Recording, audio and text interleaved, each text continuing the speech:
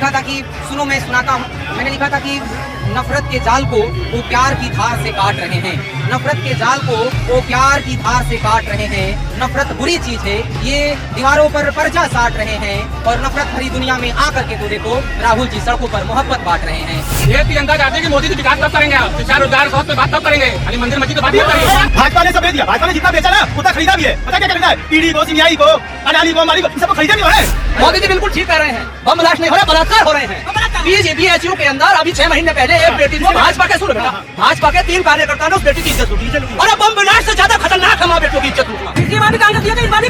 कोई हमको कॉलेज दिया है, हमारे प्राइज है, सरकारी सारी संपत्तियां दी है। नमस्कार, आप देख रहे हैं महाखबर। मैं सुधाकर सिंह दुर्गा कुंड पे मौजूद हूँ और यहीं से जो प्रियंका गांधी हैं और डिंपल यादव हैं, यहीं से अपने जो पैदल यात्रा है, यात्रा की शुरुआत होगी। यहाँ से फिर आगे यात्रा जाएगी। हमारे साथ एक राहुल गांधी के फैन हैं, मैं इनसे बात करता हूँ। ये राहुल गांधी के भारत जोड़ो यात्रा से बहुत प्रभावित हैं और मैं इनसे बात करता हूँ। जी आप बताएं। सबसे पहले आपको बहुत बहुत शुक्रिया कि आपने इस आवाज़ को सुनने के लिए हमको मौका दिया और मैं डायरेक्ट अपने टॉपिक पर आता हूँ। बार बार हमारे राहुल गांधी जी बोलते हैं कि ये प्रेस के मित्र, और मेरा प्यारा राहुल ये भी बताते हैं कि ये मित्र हमारे नहीं हैं। उस पर मैं शायर हूँ तो शायरिया में करना चाहूँगा कि सुनो मैं सुनाता हूँ ये बात बहुत खास है, सुनो मैं सुनाता हूँ ये बात बहुत खास है। नफरत अब मिटेगा यह हम सब का आस है, और प्रेस के मित्रों ये मित्र तो हैं हमारे लेकिन मदद नहीं कर पाते क्योंकि इन लोगों का लगाम किसी दूसरे के पास है। इनका लगाम किसी दूसरे के पास है। जी और सुनाएं। मैंने लिखा था कि जब हम लोग भारत जोड़ो यात्रा में जब कदम से कदम मिलाकर इस बेरोजगारी को ख़त्म करने के लिए, महंगाई पर आवाज़ उठाने के लिए जब लोग निकले थे तो कुछ लोग कह रहे थे कि चलने से कोई फ़ायदा नहीं। तो मेरी कलम ये बोली थी कि हम बिखरे हुए को अक्सर मिला देते हैं, हम बिखरे हुए के अक्सर मिला देते हैं, देशभक्ति की अच्छी सी सिला देते हैं और लोग कहते हैं चल करके क्या कर लोगे, हम कांग्रेसी हैं साहब, सड़क पे चल के संसद हिला देते हैं। आपने मीडिया को तो कहा कि मीडिया आपका साथ नहीं देती है, पॉलिटिक्स पे भी सुनाइए कुछ। मीडिया अगर साथ देती तो मीडिया हम जैसे बेरोज़गार युवाओं की बात करती। हमारे देश में बेरोज़गारी इतने चरम सीमा पर हो गई और बात यहाँ तक आ गई कि Karaikal port private limited company से लेकर के जो भी रेल है, जो भी हमारे ये हवाई अड्डे हैं, टोटल का टोटल अडानी के हाथ में ये सरकार सौंप दी है। तो मैंने लिखा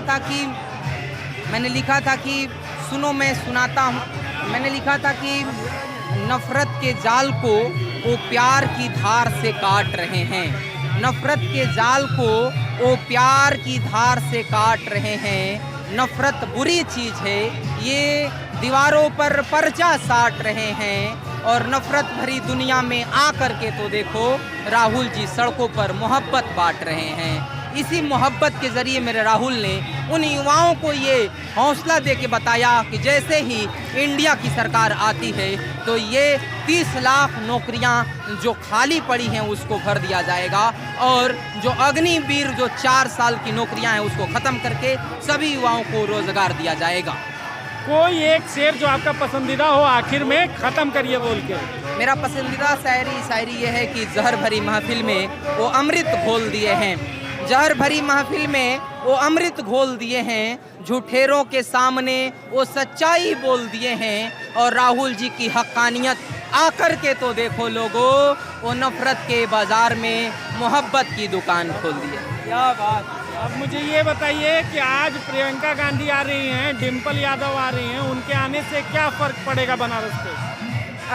भारत एक महान देश है, जिस महान देश में एक हमारे लक्ष्मीबाई भी जो कि अपने हौसला को दिखाते हुए उस तलवार को लहराकर अंग्रेज़ों को आईना दिखाई थी, ठीक इसी तरीके से बेरोज़गारी को आईना दिखाने डिंपल यादव जी और हमारी भारत की बेटी जो कि प्रियंका गांधी जी इस पावन पवित्र धरती पर आकर उस बेरोज़गारी के ख़िलाफ़ और जो है महंगाई के ख़िलाफ़ आवाज़ उठाएंगी और जैसे ही सरकार बनती है तो ये सब चीज़ ख़त्म करके, बेरोज़गारी को ख़त्म करके हम सब युवाओं को नौकरियां देने का काम करेंगे। आप अपना नाम बताएं। नहीं बात ओसामा मलिक। ओसामा, कहाँ से आए हैं आप? हम रेवड़ी तालाब से आए हैं, भेलूपुरा। अच्छा, आप यहाँ किस लिए आए हैं? रैली इनके समर्थन के लिए आए हैं। क्या लगता है आपको कि आज प्रियंका गांधी और डिम्पल जी के मिलने से, इस पदयात्रा से कांग्रेस को कितना फायदा होगा और भाजपा को कितना नुकसान होगा? कांग्रेस को तो इसमें फायदा होगा, भाजपा का तो हम नहीं बता सकते। आइए आइए आइए आइए आइए आइए, सपा के लोग, अरे देखिए यही दिक्कत है। आइए सर, आइए आइए, आप अपना नाम बताइए। रोहित। सपा के लोग बात करने से काहे घबरा रहे हैं? काहे घबराएंगे? ये घबराने वाले लोग आए हैं। जी, तो मैं नहीं, ये घबराने वाले लोग आए हैं जी। तब बताइए। तो मैंने नेताजी से कहा, नेताजी मंच छोड़ के भाग रहे हैं। कौन भागा है बताइए? मैं आप मुझे ये जिसको आप बुलाए मैं उनको बुलाऊं आपके सामने? जी जी, अभी एकदम आइए, तुरंत आइए। अरे आइए, पार्टी की बात हो गई है। बताइए बताइए। मैं ये कह रहा हूँ कि मैं बात करना चाह रहा हूँ, सपा के लोग भाग क्यों रहे भाई? नहीं भाग रहा है। भाई कहीं भागते नहीं है तो भाई दौड़ाते हैं। अच्छा, अब दौड़ाते बताइए। हैं। हाँ, मुझे ये बताइए कि इस बार आप यहाँ गठबंधन में लड़ रहे हैं, आज प्रियंका जी और डिम्पल जी आ रही हैं, इसका बनारस के युवाओं पर या बनारस के वोटरों पर क्या फर्क पड़ेगा? इसका बनारस के युवाओं पे, बड़े बुजुर्ग माताओं बहनाओं पे, सब पे बहुत ही गहरा असर है। इस बात पे भी ने इंडिया गठबंधन को वोट देने का सोचा है और देंगे। चाहे वो युवा हो, चाहे बूढ़ी माता पिता हो, चाहे बधाए बहनें हो, सब ने एक तरफा एक राय बनाई है वोट देने को इंडिया गठबंधन को, और देंगे इस बार। अच्छा, मुझे बताइए कि लगातार देश की बात करें तो देश में मुद्दे जो हैं, महागठबंधन कह रही है हम नौकरी देंगे, 8,000 रुपये देंगे, लेकिन अगर दूसरी तरफ बात करें तो मोदी जी कहते हैं कि अगर महागठबंधन की सरकार आती है तो आधी संपत्ति के हकदार मुसलमान हो उस जाएंगे। हिसाब से तो मोदी जी ने 10 साल पहले भी बहुत कुछ कहा था जी। उन्होंने ये कहा था कि मैं 2 करोड़ नौकरियां दूंगा, सबके खाते में 15-15 लाख रुपए जाएंगे, गैस योजना लाए थे। अब देखिए, और किसी से भी बीजेपी वालों से पूछिए कि वो बनारस के या इंडिया के किन्हीं 5 कामों गिनाते, किन्हीं 5 कामों को जो हुआ हो, समझ रहे हैं ना? तो इस तरह से मोदी जी ने बहुत कुछ कहा है, लेकिन कितना किया है ये देश की जनता जानती है। अब ईवीएम हैक हो जाए, जनता हैक हो जाए तो बात ही अलग है। अच्छा, ईवीएम और जनता हैक हो सकती बस है। देश की जनता चाहती है कि मोदी जी विकास कब करेंगे, आप शिक्षा, रोजगार, स्वास्थ्य पे बात कब करेंगे? खाली मंदिर मस्जिद पे बात मत करिए। मंगलसूत्र पे करते हैं, इस पे करते हैं। मैं पत्रकार साहब, मैं आपसे एक बात पूछना चाहता हूँ। भारतीय जनता पार्टी के पास ऐसा कौन सा यंत्र है जिससे इनको ये तो पता चल गया कि मेरे पास 400 पार आ जाएगा, लेकिन इनको ये नहीं पता चला कि पुलवामा में 400 किलो ऑडियंस कहाँ से आया? जी, आप अमरनाथ यात्रा करने जाएंगे, आपका 16 यहाँ आपका चेकिंग होगा, 400 का वो नहीं हुआ ऑडियंस का चेकिंग, कैसे आ गया? ये आप लोग पूछिए। आप लोग तो केवल जहाँ सपा विरोधी होगा बस वहाँ जाएंगे, भाजपा के नाम पर जहाँ होगा तुरंत माइक हटा लेंगे। तब करेंगे मोदी। आप लोग भी असलियत दिखाइए। मैं कह रहा आप लोग भी हूँ, असलियत दिखाइए। आपने बोला, मैं सुना, आप मेरे चैनल पे देखिएगा, शब्दशः जो आपने बोला है जी, उसमें से अगर कुछ कट जाए तो आप मुझसे शिकायत मुझे करिए। बताइए चैनल का नाम, जी, बताइए, मैं देखूंगा। महाखबर चैनल का नाम है, आप जरूर सब्सक्राइब करें और देखें, और अगर कुछ जरूर बताएं। आवाज जनता समर्थन देख के क्या लगता है?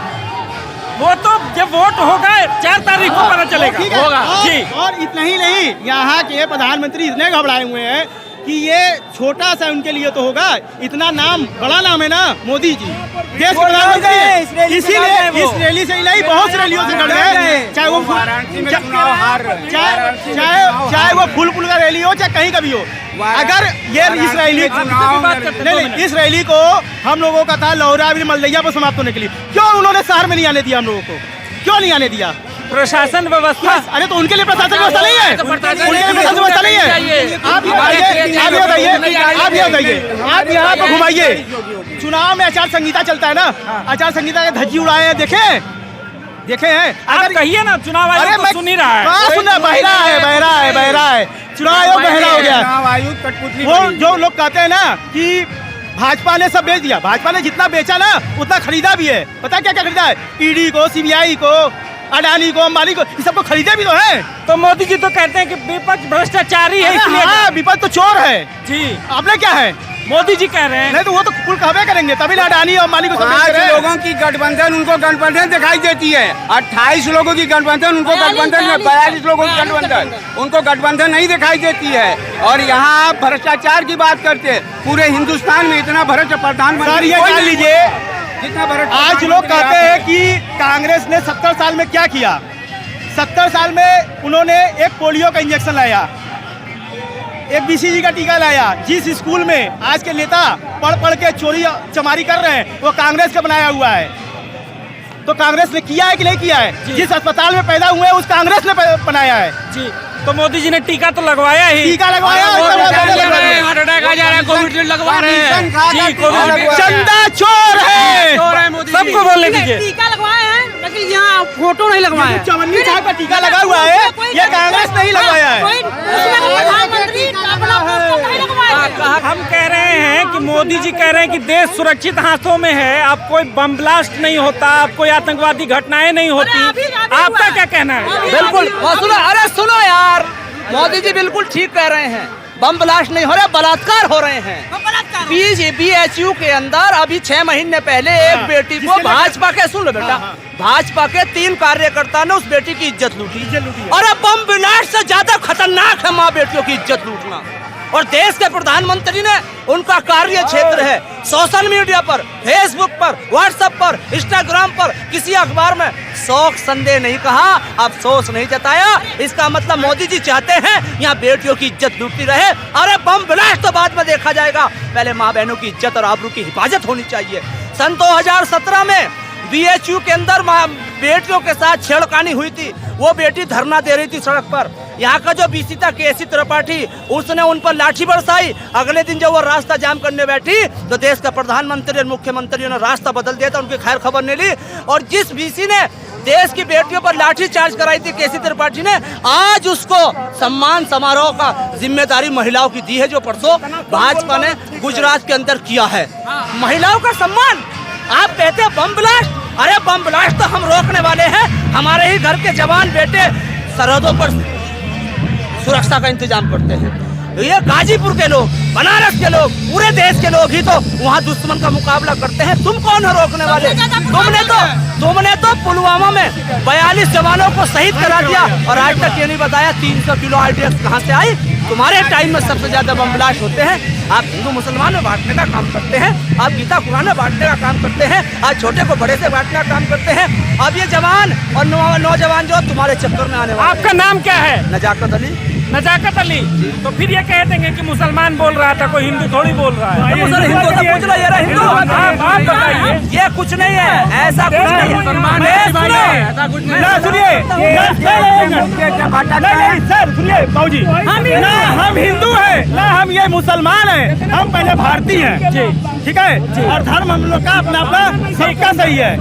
एक बार बताइए नेताजी, राम मंदिर बन गया, क्या आप खुश नहीं हैं? क्यों नहीं है? लेकिन राम मंदिर अभी पूरा नहीं बना है। उनको बोले राम मंदिर बन गया, पूरा भारत नहीं, पूरा हिंदुस्तान खुद है, सब खुद है। आप अस्पताल भी तो बनवाइए, आप अस्पताल बनवाइए, आप कॉलेज बनवाइए, आप यूनिवर्सिटी बनवाइए। राम मंदिर, राम सबके आराध्य है।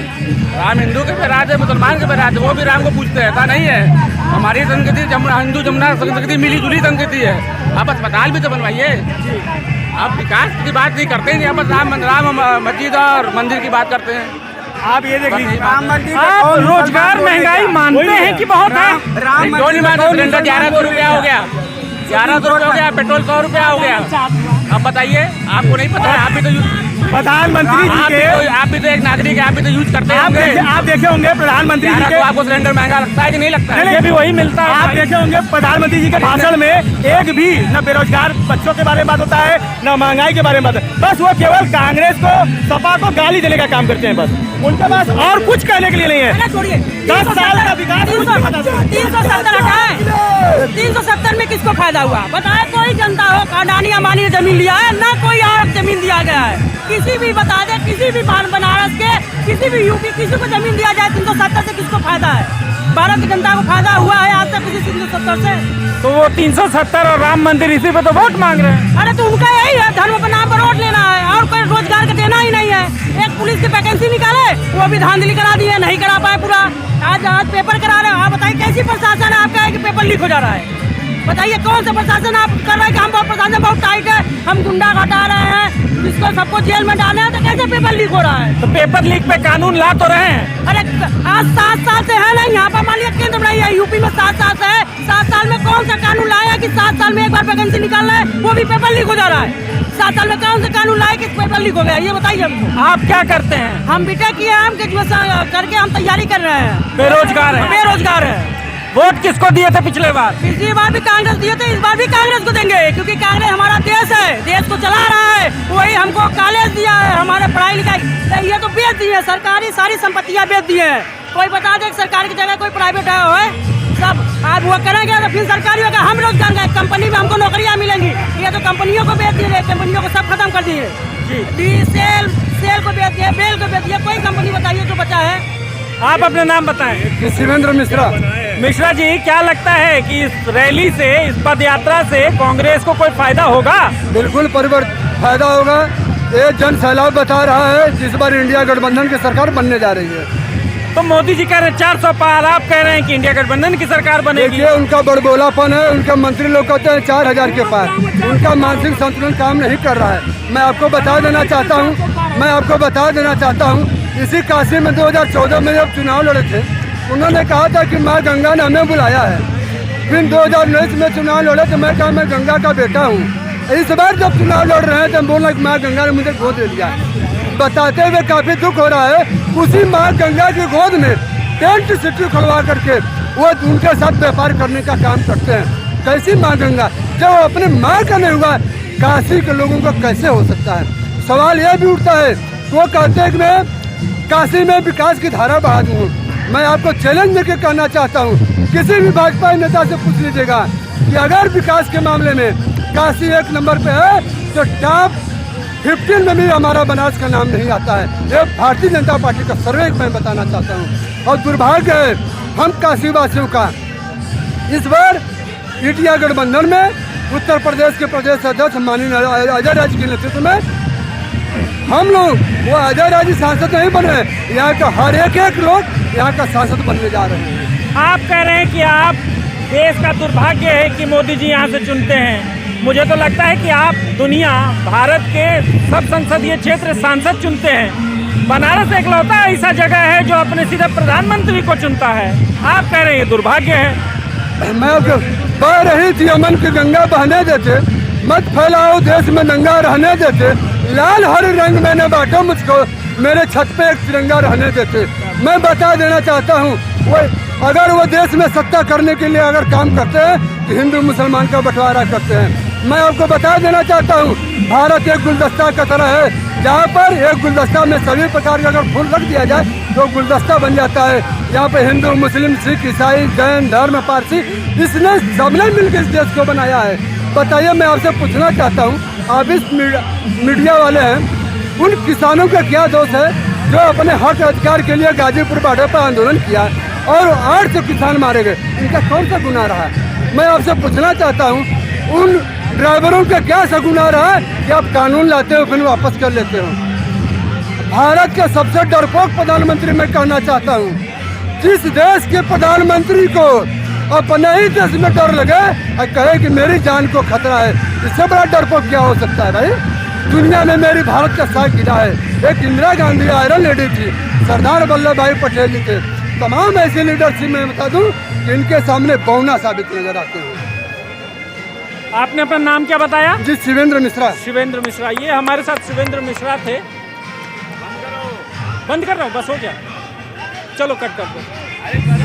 ये हमारे साथ शिवेंद्र मिश्रा थे। मैं दुर्गा कुंड पे मौजूद हूँ। यही वो जगह है जहाँ से प्रियंका गांधी और डिम्पल यादव रोड शो करेंगी और जनता में जो यहाँ पार्टी के कार्यकर्ता आए हैं और तमाम, दोनों गठबंधन है, तमाम दोनों दलों के लोग आए हैं। मैं कहूँगा पूरी एक तरफ घुमा के आप दिखाएं कि ये जनसैलाब कितना है। ये कार्यकर्ता, आम लोग, तमाम लोग जो कांग्रेस पार्टी से जुड़े हैं, जो समाजवादी पार्टी से जुड़े हैं, वो तमाम लोग हुजूम यहाँ पहुँच गए हैं और अब कुछ देर में यहाँ से प्रियंका गांधी और डिम्पल यादव अपना रोड शो शुरू करेंगी।